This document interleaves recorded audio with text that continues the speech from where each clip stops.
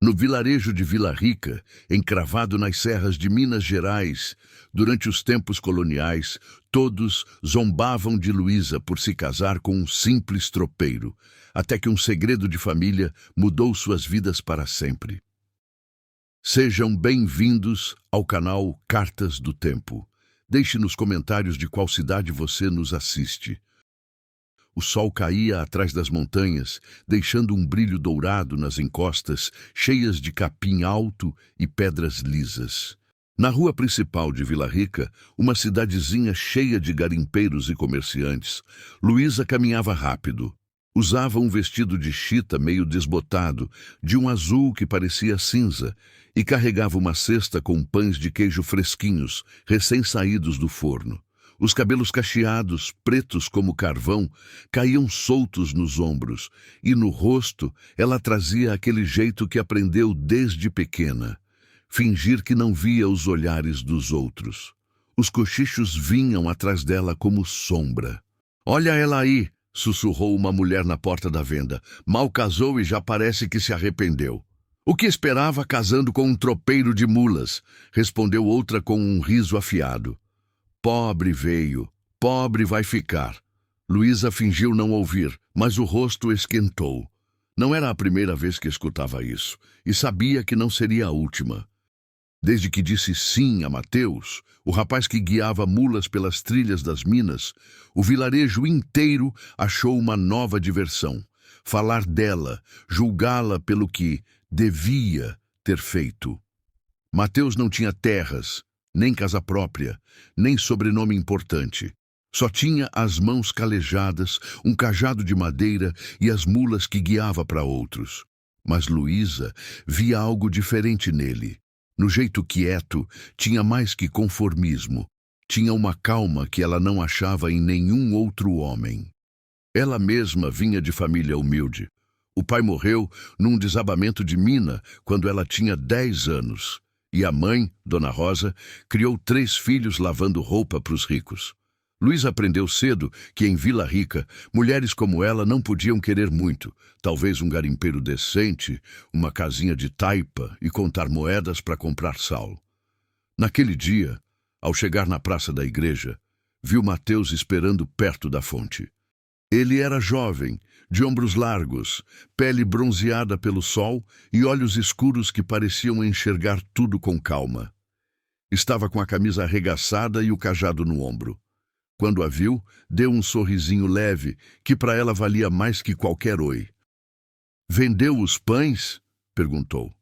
"Quase todos", respondeu Luísa, desviando o olhar de 2 mulheres que fofocavam ali perto. "Já trouxe as mulas?" "Já. Deixei no curral do seu Erasmo.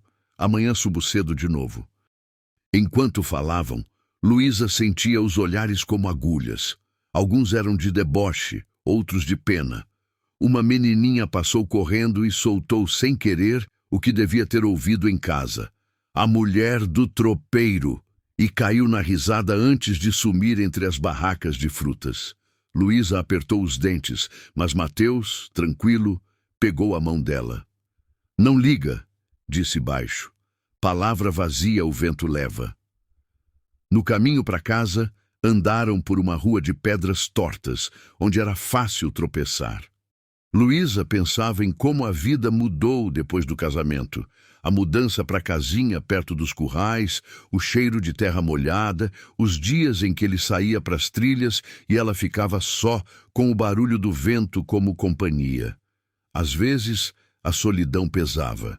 Outras traziam uma paz esquisita, como se aquele cantinho fosse um abrigo das fofocas do vilarejo.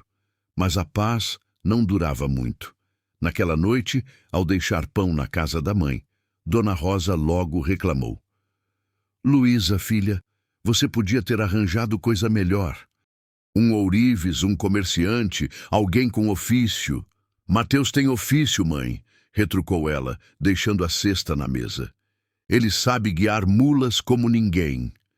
"E isso te dá o quê? Que futuro tem mulher casada com homem sem terra?" Luísa não respondeu, não por falta de argumento, mas porque sabia que discutir não adiantava.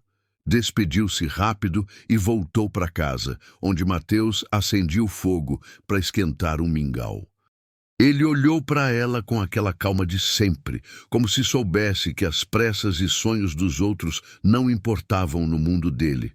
Enquanto comiam, ele falou: "Amanhã vou além do Passo das Nuvens. Tem capim bom lá, mas demoro a voltar." "Quer que eu vá junto?" perguntou ela, sabendo que a trilha era pesada. "Não, descansa e não dá bola para o que falam no vilarejo." Luísa não entendeu bem o final, mas concordou. Naquela noite, com o vento batendo nas paredes de Taipa, pensou nas palavras da mãe, nas risadas na praça e na calma de Mateus, que parecia esconder algo. Não sabia o quê, mas sentia. Como se um fio invisível ligasse a vida simples deles a algo maior, que ela ainda não conseguia explicar. Sem saber, no dia seguinte esse fio começaria a ser puxado. O dia amanheceu com céu azul claro e uma brisa cheirando a mato. Luísa ajeitou o chale e desceu para o vilarejo com uma cesta de queijinhos feitos na véspera. O caminho serpenteava entre bananeiras e pedras lisas. De um lado, o abismo abria a terra como uma boca escura. Mateus já tinha saído antes do sol com as mulas, deixando, como sempre, uma caneca de café quente e um bilhete curto, escrito numa letra firme que a intrigava. "Volto no fim da tarde. Cuida das mãos. M." A feira de Vila Rica era uma confusão de vozes. As barracas tinham toldos de palha, com galinhas, pimentas, abóboras e pães escuros. Um homem afinava uma viola, um menino corria com uma pipa de jornal. Tudo seguia o ritmo das quartas-feiras. Luísa achou um cantinho à sombra de um jequitibá e arrumou os queijos em folhas de bananeira. No começo, vendeu bem. Depois, começaram os cochichos. "É a que casou com o tropeiro", disse alguém atrás. "Se fosse eu, tinha esperado coisa melhor. Juventude passa rápido", completou outra voz. Luísa trincou os dentes e continuou atendendo. Uma velhinha se aproximou, pegou 2 queijos e, ao pagar, olhou para ela com olhos fundos. "Você anda como quem tem uma dúvida no peito", sussurrou. "Não deixe os outros responderem por você." "Obrigada, dona", disse Luísa, como se aquelas palavras fossem um apoio numa enchente. Mas o apoio não durou. Da porta da intendência surgiu Estevão Leite, filho do capitão Mor, com roupa clara e chapéu chique. Vinha com 2 amigos que riam antes de falar, como se todo mundo devesse achar graça. "Luísa", disse com falsa simpatia, "justo falávamos de você. Como está a vida lá nos currais?" Ela sentiu o sangue subir a cabeça. "Trabalho e paz", respondeu, "2 coisas que não cabem em bolso cheio." O sorriso de Estevão se torceu, depois voltou. "Dizem que seu marido sabe tocar viola e contar mulas, dotes perfeitos para sustentar mulher." As risadas dos amigos cortaram como facas. Luísa pôs as mãos na mesa, sem recuar. "Meu marido sabe ficar quieto, isso é raro." Estevão levantou a sobrancelha. "Quando não se é ninguém, silêncio vem fácil." A frase ficou no ar, e cabeças espiaram das barracas. Dona Tomasa, da quitanda, cruzou os braços como quem espera a briga. Luísa respirou para responder, mas Mateus apareceu. Vinha da Rua dos Açougues, cajado no ombro, camisa arregaçada, jeito de andar sem barulho. Tinha poeira nas botas e uma folha de capim no cabelo. Não parecia homem de confusão, nem de fugir dela, mas como quem sabe que rio sujo clareia se parar de mexer. "Boa tarde", disse, acenando para todos. "O violeiro de mulas", zombou Estevão. "Chegou na hora. Queríamos saber se vende mais que leite azedo." Mateus olhou para Luísa primeiro, como pedindo permissão, e apoiou o cajado no banco. Colocou uma moeda na mesa dela com cuidado, apesar das mãos calejadas. "Quero 2 queijos", disse. "E se o seu Estevão tiver fome, pode pegar um pedaço." Comida tira o veneno da língua. Um murmúrio, quase risada abafada, correu pela feira. Estevão ficou duro, mas alguém o chamou da intendência. Antes de ir, jogou a última alfinetada. Lembre, tropeiro, quem não tem sobrenome não existe. Foi embora com passos exagerados. Luísa soltou o ar que segurava. Não precisava vir, sussurrou. Hoje ia subir ao paço. Decidi descer antes da chuva, disse ele, olhando o céu. De fato, nuvens escuras vinham detrás dos morros. E às vezes é bom estar quando falam de você. Ele sentou do lado dela, simples como quem senta numa igrejinha sem torre. Então chegou um homem pouco conhecido, seu Irineu, vendedor de tecidos, barba branca e mãos finas.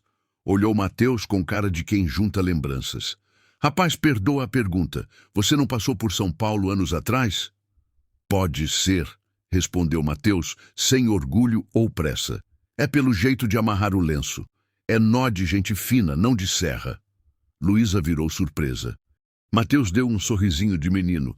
Tropeiro também gosta de nó que não desata fácil. Verdade, disse seu Irineu. Ensinam mestres bons. Bom dia. Foi embora deixando um silêncio que ninguém quebrou até o céu fazer isso por eles. As primeiras gotas bateram nos toldos. Logo veio o toró como uma cortina d'água. A feira correu para cobrir as coisas. Galinhas gritaram. O violeiro guardou a viola. Mateus amarrou o toldo de Luísa com corda e, com mãos rápidas, fez um ângulo para a água escorrer sem molhar a mesa. Ficou tão bem feito que as barracas do lado se juntaram debaixo. Obrigada, moço, disse Dona Tomasa. Se sobrasse esse talento para contar meus pães, eu contratava. Quando a chuva acalmou, o ar ficou limpo e fresco. Mas a tarde trouxe outra visita. Uma carroça chique parou na frente da igreja. Não era comum ver carroças assim em Vila Rica. Um homem de roupa preta desceu, tirou a poeira do chapéu com cuidado e olhou ao redor como quem checa um mapa. Procuro Mateus, disse, olhando um papel. Mateus L. e engoliu o resto do nome. Mateus, tropeiro dessas serras. Luísa sentiu um frio na barriga. O homem quase disse um sobrenome e parou. Mateus levantou a mão, como na escola. Sou eu. O que quer? Tenho um documento para você. Abriu uma bolsa de couro, tirou um envelope com selo e entregou. Mandaram dar em mãos. Mateus pegou com calma. Não abriu, guardou dentro da camisa, perto do peito e disse educado. Obrigado. O caminho está molhado. Quer um café ali no fundo? Não, valeu, boa tarde. A carroça foi embora, deixando um rastro de curiosidade. Luísa olhou para o marido. Nos olhos dele tinha algo novo, não medo, mas uma decisão esperando para sair. Vai abrir? Perguntou. Vou, disse ele, mas não aqui.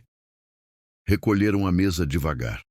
Ao passar pela venda de linhas, Luísa viu Estevão olhando de dentro com um sorriso torto, como quem sente cheiro de confusão.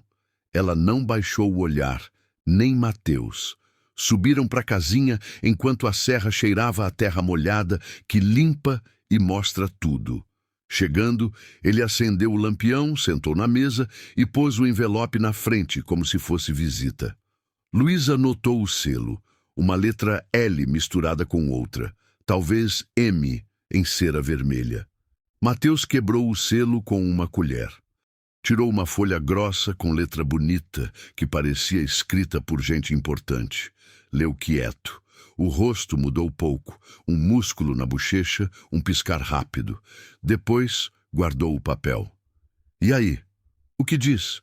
Perguntou Luísa, prendendo a respiração. Que alguém que não devo nada quer me dar o que não pedi. Parou um instante. E esse alguém não desiste. Quem? Mateus olhou para o lampião. Um homem que acha que sobrenome resolve tudo. O silêncio ficou cheio de grilos. Lá fora, o mundo pingava.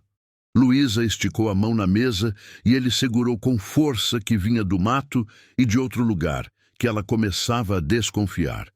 Amanhã, disse Mateus como quem põe um tijolo, vamos subir juntos para o Paço das Nuvens. Quero te mostrar uma coisa. Luísa concordou. Não sabia se era promessa, aviso ou os dois.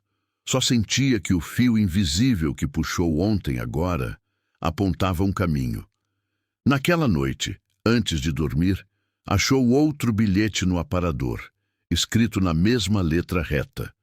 Quando o vento soprar, segura o que não voa. Guardou no bolso do avental, sem saber por que as mãos tremiam. O dia amanheceu com frio, entrando pelas frestas da casinha, trazendo um silêncio diferente. Luísa acordou antes do galo. Mateus já arrumava 2 bornais. Um com pão, queijo e carne seca, outro com cobertor e garrafa d'água. O cajado, encostado na porta, parecia esperar ordens. "Se agasalha bem", disse ele baixo. "Lá em cima, o vento corta." Luísa obedeceu, enrolando o xale mais quente. Não perguntou para onde iam de verdade. Aprendeu que com Mateus as respostas vinham na hora certa. Saíram com a serra ainda coberta de névoa cinza.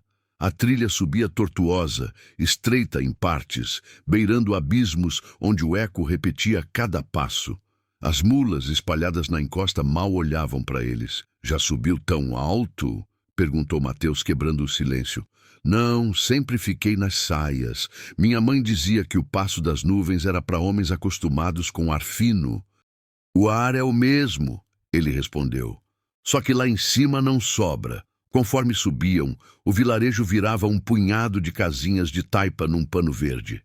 O sol furava as nuvens, jogando brilho nas pedras molhadas. Luísa sentia latejar na cabeça, mas também uma calma estranha. Cada passo a afastava das vozes do mercado, das risadas de deboche, da sombra de Estevão.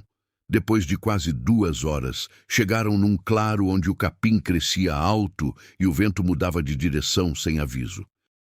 Dali se via o passo das nuvens, um corte entre 2 morros, onde o vento fazia redemoinhos de névoa como fantasmas.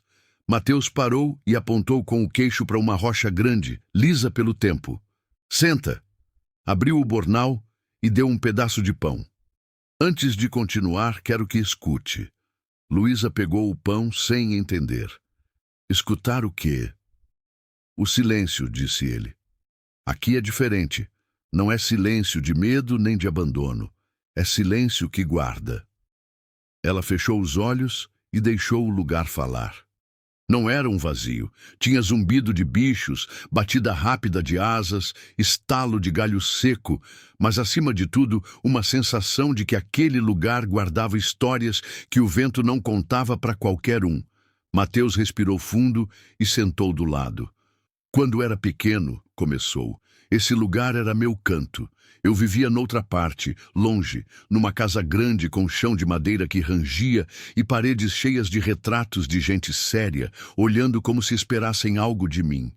"Sua família?" perguntou Luísa com cuidado. "Uma parte. A outra estava nos currais, na cozinha, nos campos. Com eles aprendi o que vale, mas naquela casa o que contava era outro. Sobrenomes, negócios, alianças, tudo medido em nomes e dinheiro." Luísa olhou de canto. Mateus quase não falava do passado. Sempre contava causos da serra, de bichos ou do tempo. "E por que fugiu?" "Porque não queria virar um deles", disse mais baixo. "Vi coisas que não engolia. Terras roubadas de famílias, trabalhadores tratados como bichos, promessas quebradas com uma assinatura." O vento soprou forte e Luísa segurou o xale. "E aquele envelope de ontem? É deles." Ele olhou nos olhos dela. "Querem que eu volte. Dizem que perdoam se aceitar um lugar na mesa, mas esse lugar é feito de tudo que jurei deixar para trás." Luísa ficou quieta. O frio cortava, mas um calor estranho crescia no peito. Orgulho misturado com medo. "Por que quer que eu saiba disso?" "Porque casou com um tropeiro pobre", disse ele com meio sorriso. "É justo saber que esse tropeiro não é tão pobre quanto parece." Ela ficou parada, pensando nas palavras. "Você tem dinheiro." "Tenho direito a terras e gado que dariam mais do que preciso." Ele parou. "Mas não quero do jeito deles." Luísa olhou para o chão, onde flores brancas brotavam entre pedras. Pensou nas vezes que foi humilhada, nos olhares de deboche, na mãe falando de futuro e sentiu raiva. Todo esse tempo deixou-me olharem como se eu tivesse escolhido a miséria. Não quis que me vissem pelo que herdei, quis que me conhecesse pelo que sou. Sabia que ia doer, mas a verdade... Ele respirou. A verdade está ficando necessária. Luísa olhou firme para ele. Não sabia se abraçava ou brigava. Antes de decidir, Mateus se levantou e estendeu a mão. Ainda não chegamos. O que quero mostrar está mais para cima, continuaram. A trilha ficou tão estreita que parecia beirar o abismo. A névoa engrossou, e cada passo era mais memória que visão. No passo, Mateus afastou galhos secos e mostrou um baúzinho de madeira escondido numa fenda da rocha. Tá aqui há anos, disse, ajoelhando para abrir. Dentro, papéis embrulhados em pano, moedas velhas e uma foto sépia de um homem de bigode e colete chique. Meu pai, explicou. Morreu quando eu era criança. Ele queria outra vida para mim, mas a família fechou o baú. Digamos que não concordava. Luísa tocou o pano dos papéis. E agora, o que vai fazer? Mateus olhou como se a resposta dependesse dela. Agora decidir se fico invisível para eles ou uso o que deixaram para algo que valha. Mas quero decidir com você. O vento soprou mais forte, levando névoa e mostrando o vale todo. Luísa, com o coração disparado, sentiu que aquele momento era uma divisa. Atrás, a vida de olhares baixos e fofocas. À frente, um caminho incerto, mas juntos. Mateus fechou o baú e escondeu de novo. Vamos antes de escurecer. Amanhã o vilarejo vai saber, querendo ou não. Luísa concordou. O passo das nuvens ficou para trás, mas as palavras dele ecoavam como o vento. Não é tão pobre quanto parece. E isso, ela sabia, mudava tudo. A descida foi mais rápida, mas não menos pesada. Luísa sentia pernas cansadas e a cabeça cheia. As palavras de Mateus batiam dentro dela como pedras num rio. Não é tão pobre quanto parece. Não era só a revelação, mas o jeito que ele jogou, como quem abre uma porta para o ar novo entrar sem forçar. Mas sabendo que muda o cheiro da casa. Ao chegar no vilarejo, o pôr do sol pintava as paredes de taipa de vermelho e dourado. Na praça, Luísa notou algo diferente. Os olhares não eram só curiosos ou debochados. Alguns eram mais longos, como querendo ler um segredo na testa de Mateus. Logo confirmaram. Ao virar a esquina da venda do seu eulógio, ouviram cochichos. Dizem que o tropeiro teve visita. Um homem de terno da capital trouxe papéis. Papéis ou herança, sei lá. Luísa sentiu um arrepio. O passo das nuvens estava longe, mas o que começou lá já vazava. Mateus andou como se não ouvisse, mas ela viu a mão dele apertar o cajado com força. Em casa, ele deixou os bornais na porta e acendeu o fogo. A calma durou pouco. Naquela noite, bateram na porta. Era seu Erasmo, dono das mulas que Mateus guiava. Quero falar com você, disse sério. Mateus mandou entrar. Seu Erasmo não sentou. Hoje o Estevão Leite veio falar para te mandar embora. Diz que você não é de confiança, esconde quem é. E o senhor acha o quê? Perguntou Mateus calmo. Acho que não ligo para o seu sobrenome. Ligo para as minhas mulas estarem bem. Mas olhou firme. Se o que falam é verdade, vai ter que escolher um lado.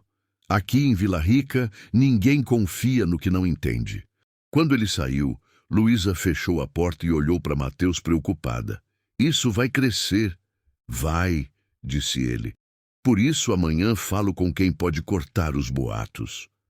No outro dia, subiram cedo para o sítio do seu Severo Monteiro, um velho respeitado, amigo do pai de Mateus. O sítio ficava a meio-dia de caminho, entre canaviais e laranjeiras. Seu Severo recebeu eles na varanda com água fresca e um olhar que misturava curiosidade e saudade. Mateus, disse, apertando a mão, tem os olhos do seu pai e o mesmo problema pelo jeito. Soube que a família quer que eu volte. Seu Severo recostou na cadeira. Não me espanta. Nunca aguentaram um dos deles viver como gente comum. Mateus contou um pedaço da história, deixando de fora o que só Luísa sabia. Quando terminou, seu Severo ficou quieto um tempo. Se aceitar o que é seu, vai ganhar inimigos aqui e na capital. Se recusar, inimigos também, mas sem recursos. Não quero recursos para mim, disse Mateus. Quero usar para algo que valha para os outros. Luísa olhou para ele. A firmeza na voz não era de agora, estava guardada há anos. Seu Severo concordou devagar. Então mostra para o vilarejo quem você é antes que inventem uma história. Voltaram no fim da tarde. O céu estava nublado, o ar prometendo chuva. Passando pelo lavadouro, um grupo de mulheres calou de repente e um riso nervoso escapou. Luísa sentiu o rosto esquentar como na feira, mas agora levantou a cabeça em vez de abaixar. Naquela noite, com o vento assobiando nas telhas, Mateus deu a ela um envelope pequeno. É a escritura de umas terras que me deixaram. Não peguei ainda. Por que me dá isso? Porque, se algo me acontecer, quero que fique com você.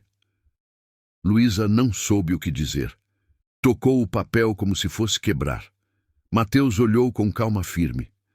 Logo a gente decide, mas o vilarejo não vai decidir por nós. E ao fundo, entre os morros, um trovão respondeu. A noite caiu com uma chuva brava. O teto de palha aguentava, mas o vento entrava pelas frestas, apagando a chama do lampião. Luísa e Mateus jantaram quietos, ouvindo a água bater nas pedras. Lá fora, o morro parecia respirar forte. Quando viu sua família pela última vez? Perguntou Luísa, quebrando o silêncio. Mateus afastou o prato e olhou para o fogo. Faz 7 anos. Fui embora sem dizer tchau. E acha que agora querem você de volta de verdade? Não sei. Só sei que não vão gostar de me ver fazer algo fora do controle deles. Luísa sentiu um nó no estômago. Não só pelo que ele disse, mas pelo jeito. Uma mistura de desafio e calma que sempre teve, mas agora mais forte, como se cada palavra fosse um passo para algo que não dava para evitar. Na manhã seguinte, a chuva parou. O vilarejo cheirava a terra molhada, com névoa cobrindo a praça. Luísa saiu cedo para comprar farinha, mas mal chegou na barraca da dona Tomasa, sentiu os olhares.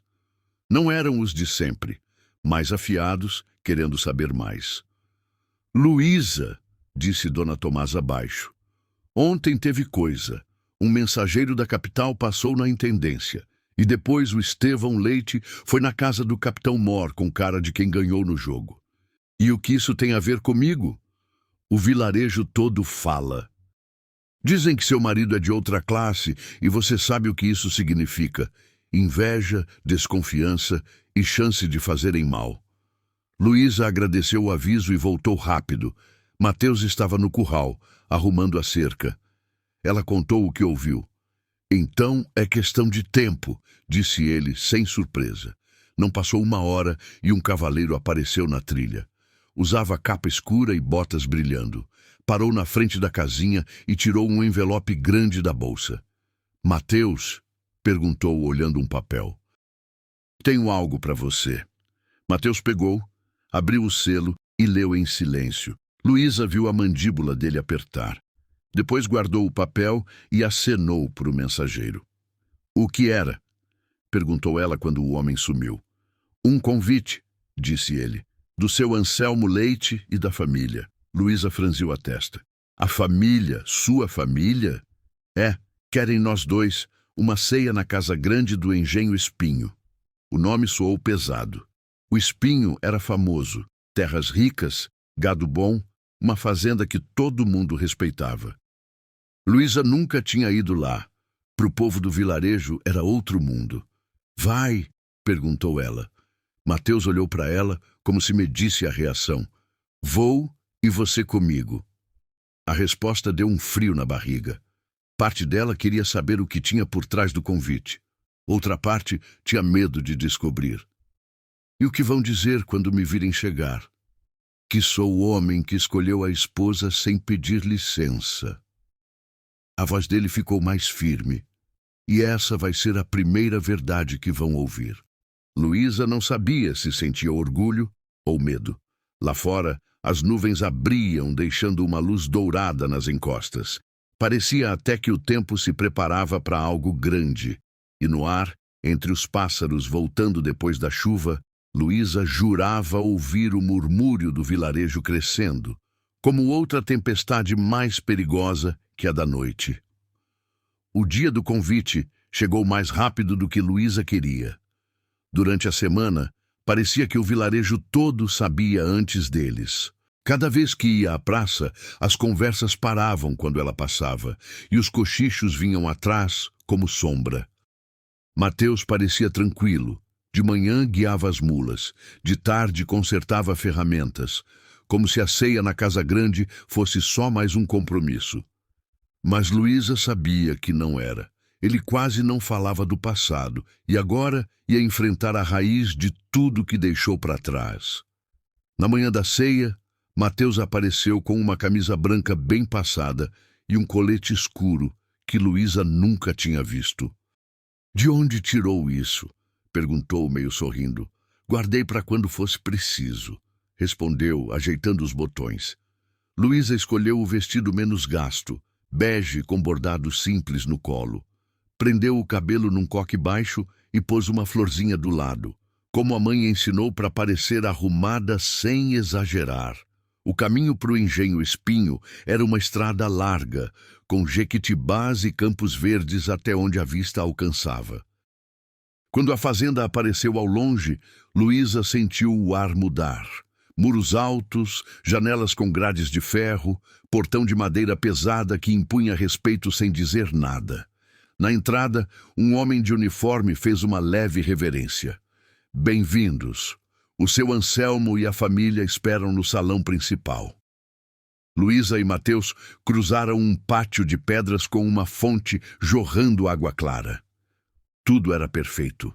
Vasos de flores, lajotas brilhando ao sol.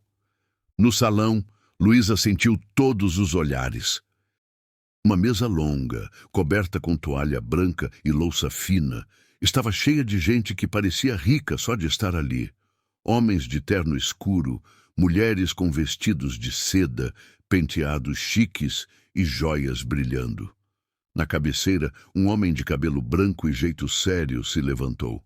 "Mateus", disse com voz grave, "bem-vindo à casa." Luísa entendeu na hora. Ele não era só o anfitrião. Era parte da história que Mateus nunca contava. "Seu Anselmo", respondeu Mateus, apertando a mão com firmeza. "Esta é Luísa, minha esposa." Um murmúrio quase inaudível passou pela mesa, mas suficiente para Luísa sentir o peso dos julgamentos. Algumas mulheres olharam ela de cima a baixo, com sorrisos educados que não chegavam aos olhos. Uns homens só acenaram, como se fosse obrigação. Durante a ceia, seu Anselmo falou de negócios, colheitas e mudanças no engenho. Cada palavra parecia pensada. De repente, ele parou e deixou a taça na mesa. "Mateus, seu lugar é aqui. Sempre foi. Você perdeu anos fugindo do que é seu." Luísa viu Mateus se endireitar na cadeira. "Fugi porque não queria isso do jeito de vocês." Um silêncio pesado caiu. Seu Anselmo segurou o olhar dele por um tempo. "Sangue não se escolhe, rapaz. E o seu vale muito para jogar fora." Luísa arrepiou. Ali, na frente de todos, o peso do sobrenome que Mateus escondia se abria como uma bandeira que não dava para ignorar. Ela sabia que nada dito ali ficaria só entre aquelas paredes, porque o vilarejo e suas fofocas iam acabar sabendo. O silêncio no salão quebrou com o barulhinho dos talheres. Ninguém queria se meter, mas os olhares cruzavam como se esperassem a próxima fala de Mateus. Ele, sem tirar os olhos do seu Anselmo, falou calmo. "Não vim negociar minha vida. Vim porque me chamou e porque respeito a verdade, mesmo que incomode." Algumas sobrancelhas subiram, e um murmúrio rápido passou pela mesa. Uma mulher de cabelo preso com um broche de pérolas falou com um sorriso calculado. Mateus, sempre teimoso, igual ao seu pai. Mas ninguém aqui quer te fazer mal, só devolver seu lugar. Meu lugar, respondeu ele, é onde escolhi estar, com minha esposa, meu trabalho. Não preciso de mais para dormir em paz. Seu Anselmo recostou na cadeira pensando antes de falar. Paz é coisa que não dura, rapaz. Quando acabar, você vai se arrepender de não pegar o que é seu. Luísa via a cena com o coração acelerado. Cada frase não era só papo de família, era uma briga de ideias, uma negociação disfarçada de educação. A conversa seguiu mais baixa, mas de vez em quando alguém perguntava algo para Luísa, tentando medir ela. E você, Luísa, é de onde? Seus pais fazem o quê? Sempre morou no vilarejo? Ela respondia curto, sem perder a pose. Sabia que não queriam conhecê-la, só colocá-la numa caixinha. A ceia terminou com um brinde forçado. Seu Anselmo se levantou e pôs a mão no ombro de Mateus. Pense bem, o sangue chama e o sobrenome está aqui te esperando. No caminho de volta, o ar fresco da tarde aliviou a tensão, mas não as perguntas que queimavam em Luísa. Sempre foi assim? Sempre, disse Mateus. Para eles, família é sobrenome, não as pessoas. E se aceitasse, usando o que oferecem para ajudar o vilarejo? Mateus olhou sério. Já pensei nisso, mas com eles, tudo tem um preço, e eu não pago com minha liberdade. Ao entrar em Vila Rica, os primeiros olhares curiosos confirmaram o medo de Luísa. Alguém já tinha espalhado que eles foram ao espinho. Dona Tomasa, da quitanda, fez um aceno curioso. Uns jovens na praça fofocavam sem disfarçar. Naquela noite, enquanto Mateus guardava o colete e a camisa, Luísa sentiu que estavam no meio de algo grande. Não sabia se era uma chance ou uma tempestade maior que eles. E lá no fundo, uma pergunta crescia. Se o sangue chama, o que acontece quando chama mais alto que o silêncio que eles guardavam? Na manhã seguinte, Luísa acordou antes de Mateus. Precisava andar, respirar, ouvir o chão ranger sem sentir tanto olhar. Fez café, deixou uma caneca para ele na mesa e saiu para a praça. O vilarejo estava mais agitado que o normal para uma quinta-feira. 2 mulheres varriam a frente de casa mais devagar que o necessário, só para parar e olhar para ela. O açougueiro, que nunca entrava em fofoca, chamou ela pelo nome só para perguntar, com um sorriso curioso. E aí, como foi a ceia no espinho? Luísa respondeu um bem seco e seguiu. Sabia que qualquer palavra virava lenha para as conversas nas esquinas. No mercado, ouviu 2 vendedoras atrás da barraca de frutas. Dizem que o Mateus é filho de gente importante e que a família quer ele de volta, mas ele prefere ficar aqui com ela. Se fosse eu, mandava aceitar. Não é todo dia que se tem um sobrenome grande. Luísa virou só o suficiente para elas saberem que ouviu. Não falou nada. Aprendeu desde pequena que silêncio bem usado é arma. Voltou para casa antes do meio-dia. Encontrou Mateus no pátio, afiando uma ferramenta. Parecia calmo, mas Luísa conhecia a mandíbula apertada, os movimentos mais lentos. O vilarejo todo fala da gente hoje, disse ela, deixando a cesta de verduras na mesa. Já imaginava, respondeu ele. O seu Anselmo não perde tempo quando quer espalhar algo. E o que ele quer? Mateus olhou para ela. E por um instante, Luísa viu nos olhos dele cansaço e força juntos. Quer que eu volte, não só para as terras, mas para o jogo dele, sentar na mesa e seguir as regras. Luísa lembrou da ceia, dos olhares que a atravessavam, como se fosse um móvel fora de lugar. E se dissesse sim, o que mudava? Tudo, disse ele, e não sei se para melhor. O dia seguiu na rotina. Mateus subiu a serra com as mulas. Luísa fez pão e costurou um vestido encomendado. Mas no fim da tarde, enquanto guardava a costura, ouviu Casco se aproximando. Saiu e viu um cavalo preto imponente parado na frente da casinha. O cavaleiro era um moço jovem, com roupa de montaria chique, botas brilhando e chapéu fino. Ele tirou o chapéu com jeito elegante. Boa tarde. Mateus tá? Tá para chegar, respondeu Luísa desconfiada. Quem é? Diga que é Samuel Leite, primo dele. O sobrenome caiu como trovão quieto. Samuel desmontou e ficou esperando, olhando a casinha e o curral com curiosidade mal escondida.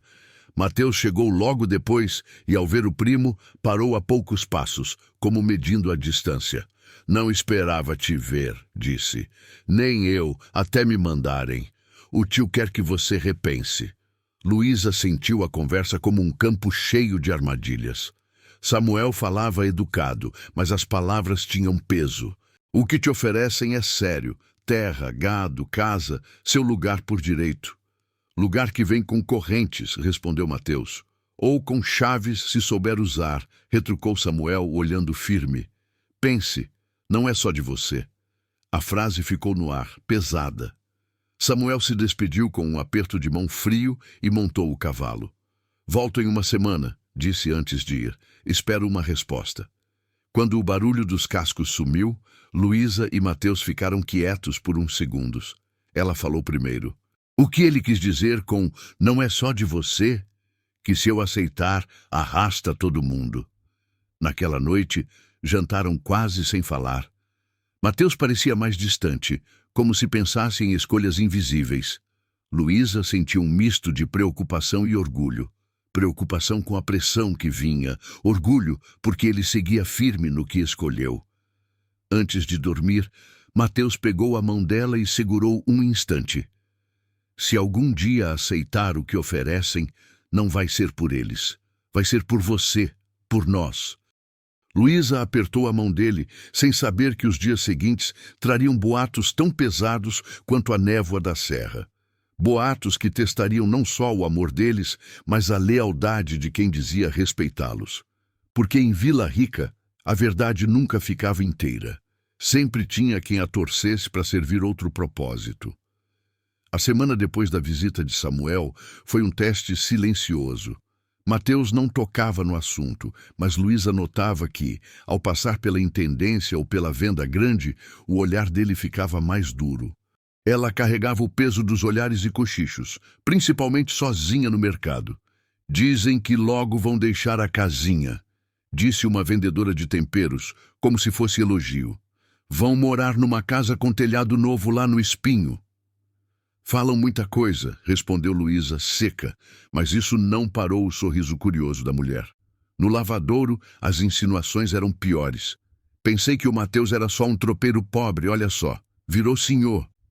Senhor até cansar da novidade. Luísa apertava as mãos, até os nós ficarem brancos para não responder. Sabia que qualquer palavra virava combustível para as fofocas. No 7º dia, com o sol caindo atrás dos morros, Samuel voltou. Não veio sozinho. Atrás dele, uma carroça com 2 cavalos cinza avançava devagar, levantando poeira.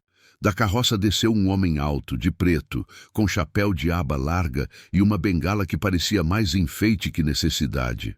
Mateus, disse, com voz que encheu o pátio da casinha.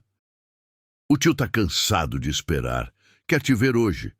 Mateus olhou sem se mexer. Se quer me ver, que venha. Não é assim que funciona, respondeu o homem com um sorriso que não chegava aos olhos. Tem uma ceia pronta, gente importante, e seu lugar na mesa tá vazio. Luísa sentiu o ar ficar pesado. Mateus segurou o olhar do homem por uns segundos e concordou. Vamos. Não deu tempo para grandes preparos. Luísa vestiu o mesmo vestido bege, com um chale leve e o broche da mãe. Mateus, simples como antes, mas com o rosto mais fechado. O caminho para o Espinho foi silencioso. Ao chegar, as luzes da fazenda faziam o pátio parecer dia. Dentro, o salão estava lotado. As conversas pararam quando eles entraram. Seu Anselmo se levantou da cabeceira e abriu os braços com um gesto planejado. Enfim, sentem. Hoje quero que todos vejam e lembrem quem você é. A ceia correu com pratos chiques e taças que enchiam sozinhas. As conversas giravam em torno de Mateus, a infância, a escolha de ir embora, as chances perdidas. De vez em quando, alguém olhava para Luísa como se tentasse adivinhar o que ela pensava. No meio da noite, seu Anselmo bateu na taça com uma colher. Família, amigos. Hoje não é só receber o Mateus, é celebrar a união do que sempre devia estar junto, sangue e terra. Um murmúrio passou pela mesa. Mateus não se mexeu, mas a mão dele na perna de Luísa apertou. Seu Anselmo continuou. Daqui uns dias, Mateus vai cuidar de parte dessas terras. E com ele, fez uma pausa dramática, sua esposa Luísa. Um aplauso contido veio, misturado com olhares de surpresa e desaprovação. Luísa mal conseguia respirar. Mateus, porém, se levantou devagar. Agradeço, tio, mas não falamos de cuidar de nada. O salão ficou mudo. Seu Anselmo deu um sorriso frio. Aqui, rapaz, as decisões já estão tomadas. Só falta você aceitar. Luísa sentiu que aquele momento era um ponto sem volta. Sabia que a resposta de Mateus ia virar comida para as fofocas do vilarejo, porque em Vila Rica, o que se servia na mesa dos ricos acabava na boca de todos. Mateus ficou de pé, olhando firme para o tio. A tensão era tão grande que Luísa ouvia o coração batendo nos ouvidos. Todos esperavam, como se o que ele dissesse decidisse não só o futuro do engenho, mas uma história escrita pela metade. Não aceito o que não escolhi, disse Mateus, com voz calma, mas firme. Não vim pegar terras que não pedi, nem usar um sobrenome que parece corrente. Um murmúrio subiu entre os convidados. Seu Anselmo, sem perder a pose, deixou a taça na mesa e apoiou as mãos na cadeira. Você cresceu com conforto por causa desse sobrenome que agora joga fora. Não esqueça que o sangue nas suas veias é o que construiu essas paredes. E também tirou o teto de muita gente, respondeu Mateus. Escolhi outra vida não por falta de dinheiro, mas porque me sobra dignidade. Luísa sentiu orgulho e medo ao mesmo tempo. O silêncio que veio depois foi quebrado pela voz de Samuel, do canto da mesa. E o que vai fazer com o que é seu? Deixar apodrecer? Mateus respirou fundo. Se um dia pegar o que oferecem, vai ser para devolver para quem trabalha de verdade, não para encher bolso que já está cheio. Seu Anselmo trincou o queixo, mas nos olhos brilhou algo estranho, como se visse um pedaço de si no jovem teimoso. Por fim, concordou com a cabeça. Faça o que quiser, mas lembre, porta fechada não abre de novo. Então deixa fechada, disse Mateus e pegou a mão de Luísa para levantá-la. Saíram com todos olhando. Lá fora a noite estava fria, mas o céu limpo, cheio de estrelas. No caminho de volta, Luísa falou primeiro. Você podia ter aceitado. Dava para mudar muita coisa. E me perder num jogo que não é meu, respondeu ele. Prefiro construir do jeito que estou, mesmo que demore. Chegando na casinha, Mateus abriu um baúzinho debaixo da cama e tirou papéis das terras que herdou direto, sem depender do tio. Isso já é suficiente para começar, disse, entregando para Luísa. Quero no seu nome. Luísa olhou para ele, sem palavras por um instante. Depois sorriu com uma mistura de carinho e força. Então começamos amanhã. E foi o que fizeram. Nas semanas seguintes, Mateus e Luísa trabalharam aquelas terras com a ajuda de trabalhadores do vilarejo. Logo espalhou-se que o tropeiro recusou a riqueza do espinho, mas ainda assim montou um campo próprio. As fofocas mudaram, de deboche viraram respeito e, em alguns casos, inveja quieta. Com o tempo, a casinha virou um lar firme e as terras viraram um projeto que sustentava várias famílias. Mateus nunca mais voltou à casa grande, mas não fechou a porta para quem quisesse ajudar sem condições. Embora o sobrenome Leite ainda fosse um sussurro no vento de Vila Rica, as pessoas começaram a chamar ele diferente. Mateus, o homem que escolheu ser livre. Luísa, vendo ele chegar do campo com o mesmo cajado e o mesmo sorriso tranquilo, lembrava da primeira vez que o defendeu na feira. Entendia que, sem saber, já tinha escolhido dividir não só a vida, mas o jeito de enfrentá-la. Porque algumas riquezas não vêm de herança, elas se plantam, e eles juntos tinham começado a plantar.